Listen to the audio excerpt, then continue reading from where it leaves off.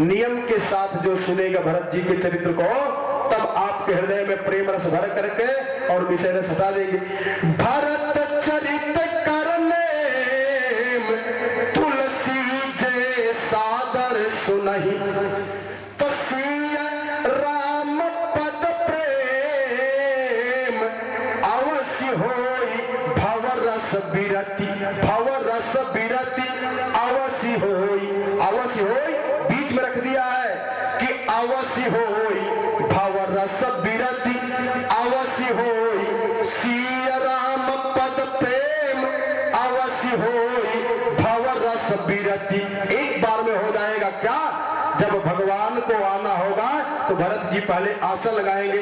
भरत चरित करने तुलसी जे सादर सुनहि, तसिय राम पद प्रेम अवश्य होई भव रस बिरति। और इनकी शक्ति का क्या नाम है? मांडवी। एक कैसे पता चले कि भरत जी ने आपके हृदय में प्रेम भर दिया है? संसार के समस्त जीव जैसे माता का पुत्र के प्रति प्रेम होता है, ये भाव यदि आपके अंदर संसार के समस्त जीवों में आने लगे तो जानो कि मांडवी शक्ति की कृपा हमारे हृदय में हो चुकी है। अब भरत जी आ गए, इसके बाद जो आनंद सिंधु सोखरासी, माने पहले भगवान की कथा सुन करके हृदय के अंदर जितने विकार हैं उनको नष्ट करो। जाके सुमिरन तेरी पुनासा, नाम शत्रुघ्न वेद प्रकाशा। फिर अपने लक्ष्य को सुदृढ़ कर लो उर्मिला जी के साथ में मिल करके।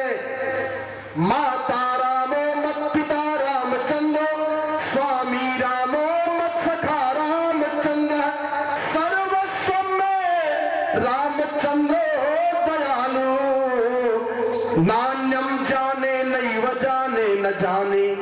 पूरा रिश्ता भगवान के अंदर देखना शुरू कर दो, बस इसके बाद भगवान की कृपा हो जाएगी। बोलो वृंदावन बिहारी लाल की।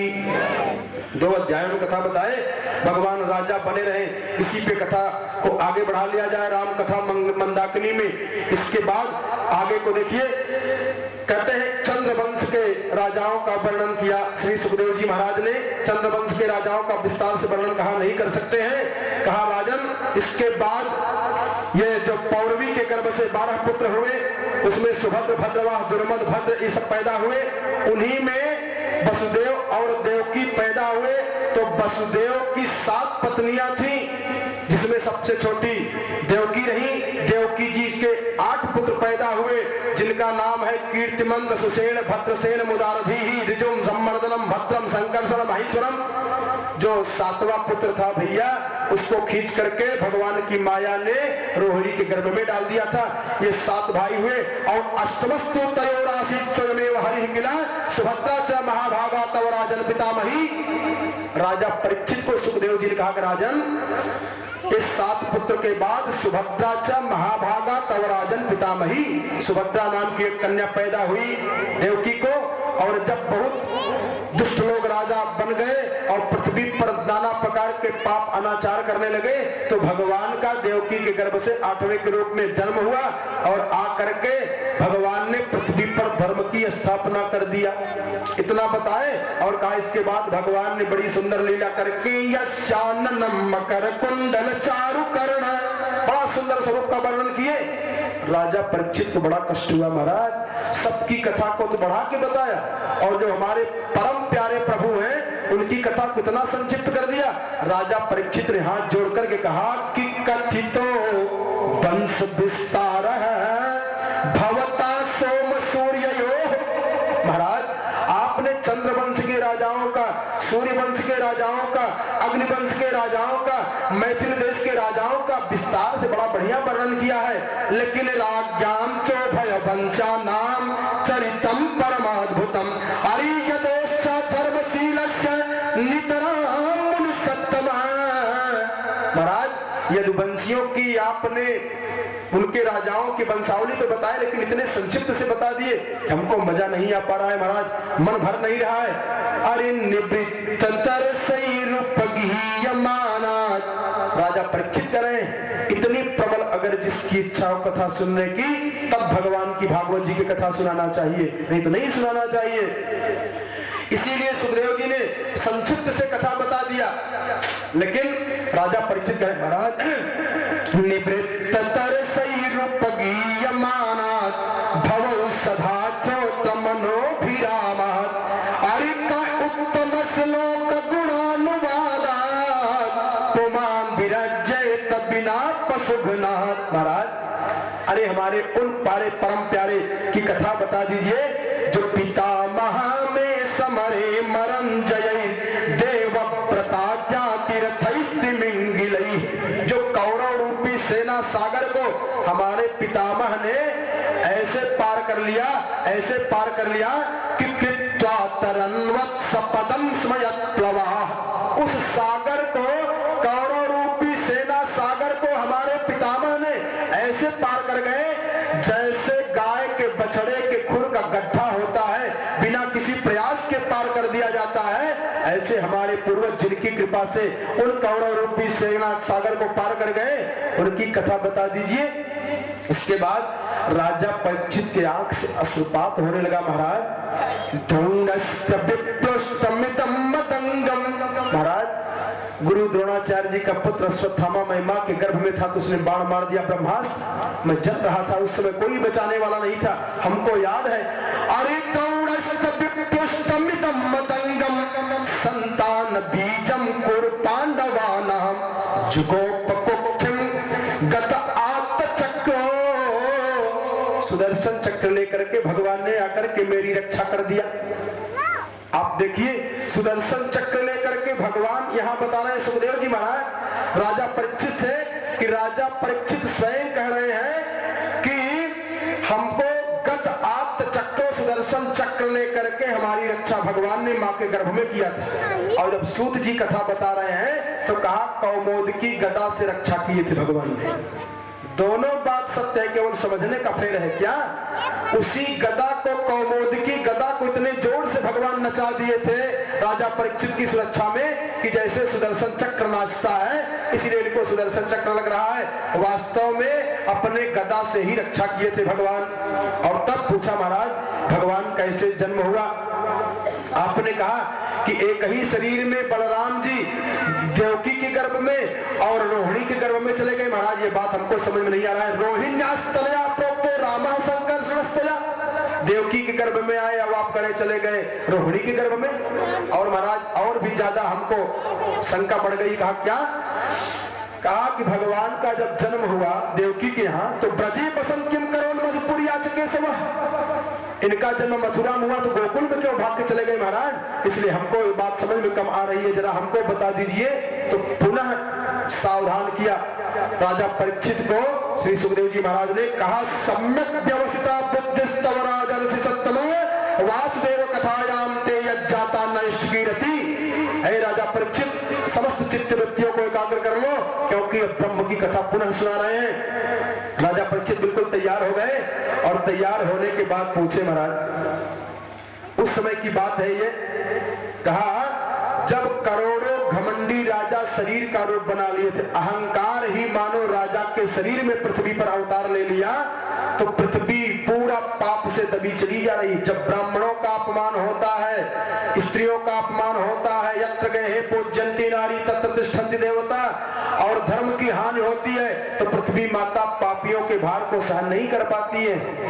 पृथ्वी माता रोते हुए गई और जाकर के ब्रह्मा जी से कहा तो ब्रह्मा जी समस्त देवताओं को लेकर के और चल दिए। तत्र गत्वा जगन्नाथम देव देव वृष कपिम, शंकर जी के पास गए और शंकर जी से कहा कि कहाँ है, भगवान के पास चलना है, प्रार्थना करना है। पृथ्वी कह रही कि मेरे साथल में चली जाऊंगी।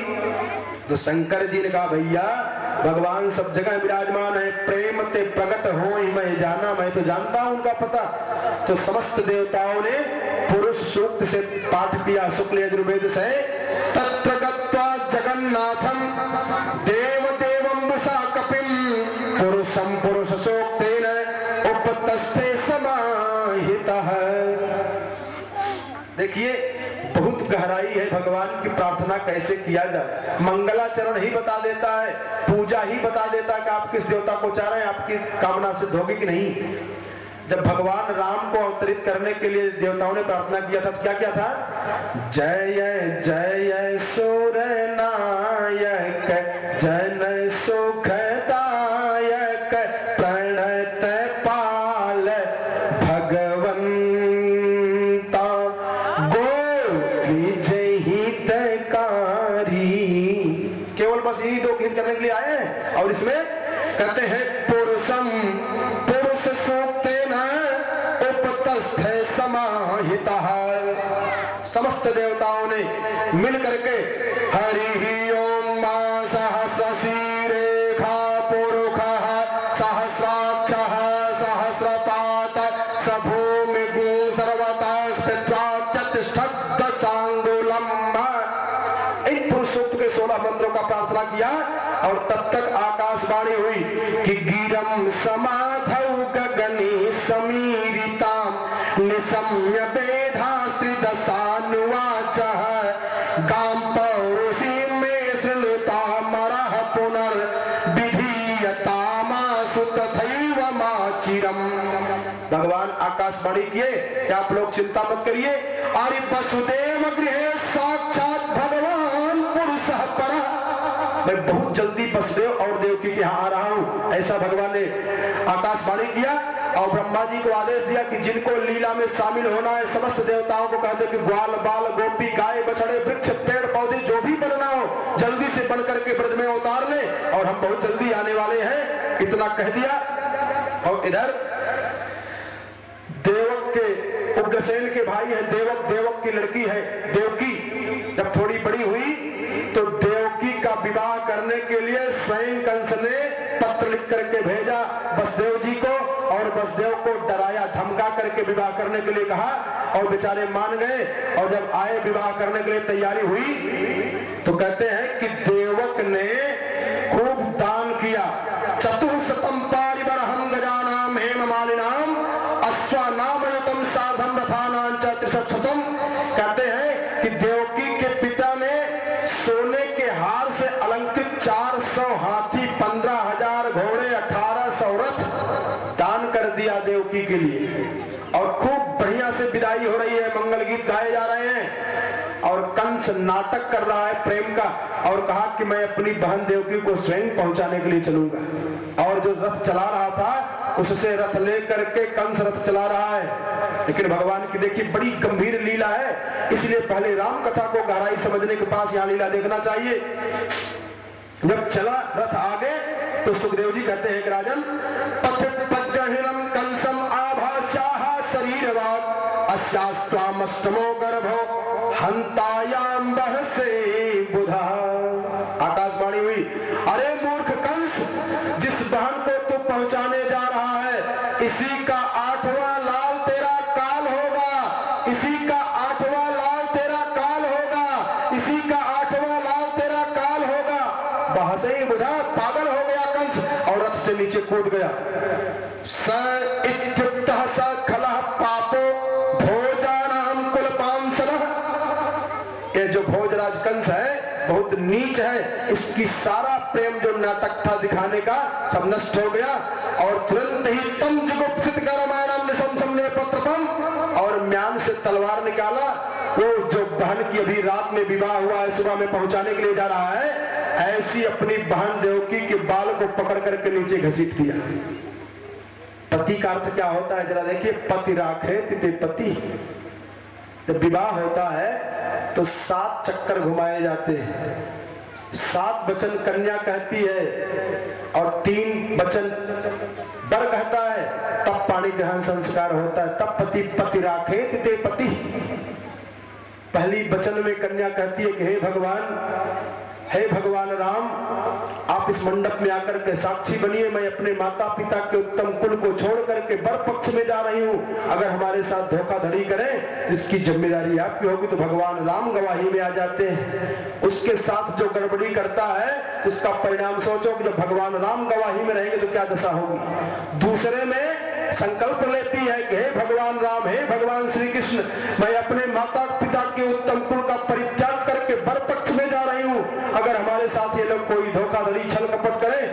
इसकी जिम्मेदारी आपकी होगी। तीसरे में ब्रह्मा विष्णु महेश को बुलाती है कि भगवान मैं अपने माता पिता के उत्तम कुल परिवार को छोड़ करके बरपक्ष में जा रही हूँ, अगर हमारे साथ कोई धोखाधड़ी करे तो इसकी जिम्मेदारी आपकी होगी। चौथे में चारों वेद को बुलाती है कि महाराज आप लोग आकर के चारों वेद प्रकट हो जाइए, आज मैं अपने माता पिता के कुल परंपरा का परित्याग करते हुए बरपक्ष में जा रही हूँ, अगर हमारे साथ कोई धोखाधड़ी करे तो चारों वेद आप प्रमाण